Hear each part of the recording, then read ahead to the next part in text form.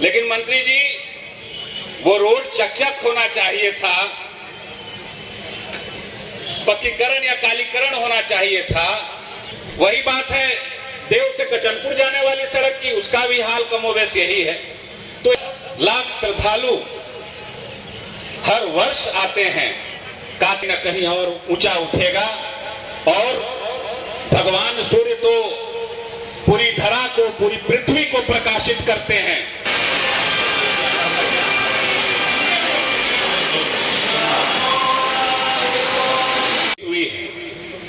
और मैं समझता हूं कि दिनों दिन जो व्यवस्थाएं हैं छठ मेला को लेकर, चाहे वो चैती छठ हो, चाहे वो कार्तिक छठ हो, व्यवस्थाएं कहीं न कहीं सुधरती जा रही हैं और हर वर्ष कुछ न कुछ उसमें प्रगति हुई।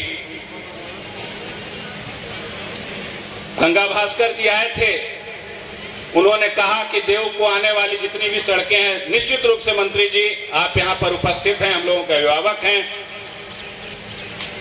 देव आनंदपुरा होते हुए पथ है, आप अगर उस पथ पर जाइएगा तो इतने बड़े बड़े गड्ढे हैं और इसकी चर्चा भी हम लोगों ने पहले भी की है, मेला मीटिंग में भी चर्चा हुई है, मोटरेबल कर दिया गया है भर भर के।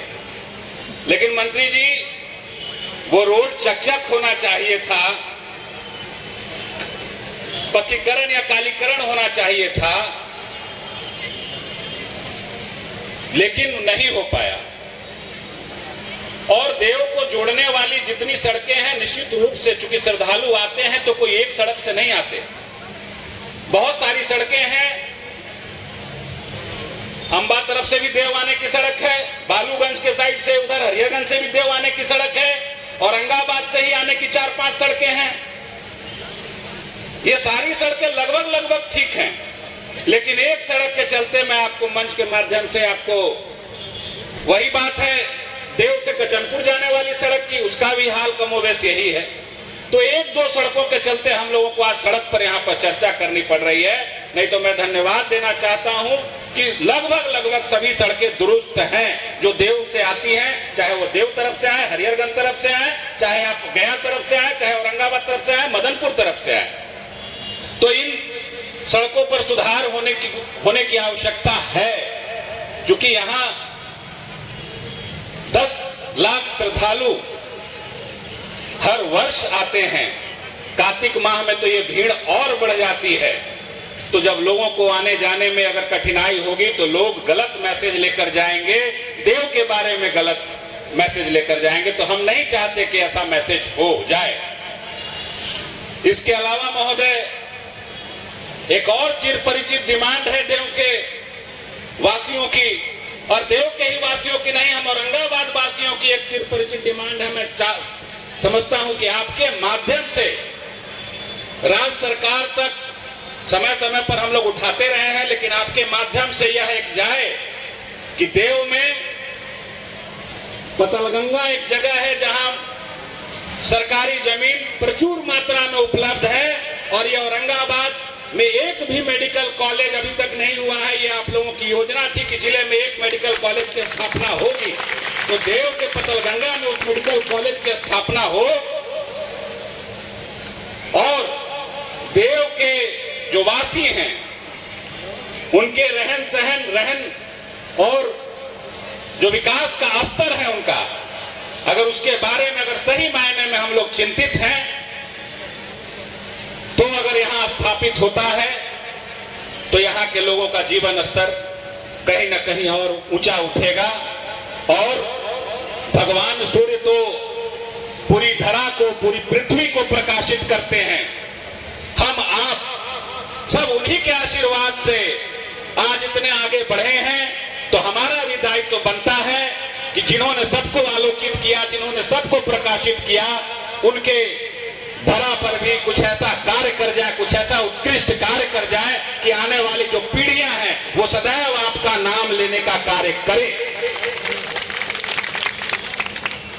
इसके अलावा देव नगर पंचायत को घोषित हुए मैं समझता हूं कि 21 में देव को नगर पंचायत घोषित किया गया। आपके माध्यम से ये बताना चाहता हूं महोदय, आप आज सरकार के तरफ से, सरकार के नुमाइंदे आप हैं और हम लोगों की आवाज आप सरकार तक पहुंचाएंगे, एक समन्वयक के रूप में काम करेंगे। इस आशा और विश्वास के साथ मैं यह बताना चाहता हूं कि देव को अभी तक कार्यपालक पदाधिकारी अपना पूर्ण रूपेण नहीं मिला है। जब तक पूर्ण रूपेण पदाधिकारी नहीं मिलेंगे तब तक देव के विकास में हम नया अध्याय नहीं जोड़ पाएंगे। और फंड की भी कमी रहती है देव नगर पंचायत में, उसको भी बढ़ाने की बात आप सरकार में रखेंगे तो ज्यादा अच्छा होगा। पहले हम लोग जब बैठक में बैठते थे तो देव की सफाई के लिए औरंगाबाद नगर परिषद से लोग आते थे, हर वर्ष ये चर्चा होती थी।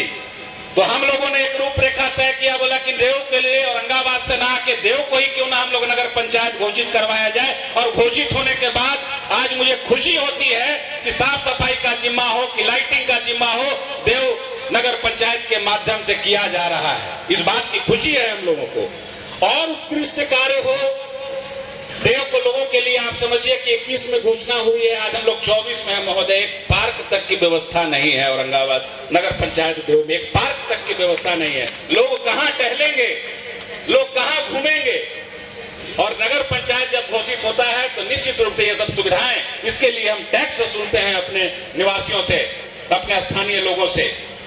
तो एक पार्क तक की व्यवस्था नहीं है महोदय। ये आपको मैं आपके माध्यम से, और मैं यह भी आपसे आपके माध्यम से राज्य सरकार से मांग करना चाहूंगा कि जिस प्रकार से भगवान विष्णु का कॉरिडोर बनाया गया, जिस प्रकार से काशी विश्वनाथ कॉरिडोर बनाया गया, उसी तरीके से देव को भी कॉरिडोर के रूप में स्थापित करके जो आगे आने वाले जो लोग हैं, आखिर क्या कारण है कि कोणार्क में सालों भर लोग जाते हैं और हमारे यहाँ देव को इसलिए पर्यटन का दर्जा नहीं मिल पाया कि हमारे यहाँ लोग कहते हैं कि जब रिपोर्ट जाता है तो सालों भर सैलानी नहीं आते हैं, इसलिए देव को पर्यटन स्थल का दर्जा नहीं दिया जा सकता। आखिर हमने कहीं ना कहीं कोई कमियां हैं, उसको हम लोग को दूर करना पड़ेगा महोदय। इतनी शक्ति है, मैं समझता हूं कि इतने श्रद्धालु एक साथ एक जगह किसी एक मेले में नहीं जुटते होंगे जितना देव में लोग जुटते हैं। और देव की वो धरती है जो 10 से 12 लाख लोगों को अपने अंदर समाहित करती है और सभी लोग हंसी खुशी से छठ व्रत करके अपने घर की ओर सकुशल जाते हैं, सकुशल लौट जाते हैं। यह है देव की महानता, देव के लोगों की महानता। हमारे स्काउट गाइड के साथी यहाँ पर आए हुए हैं, हमारे और भी स्वयंसेवी संस्थाएं लगी हुई हैं।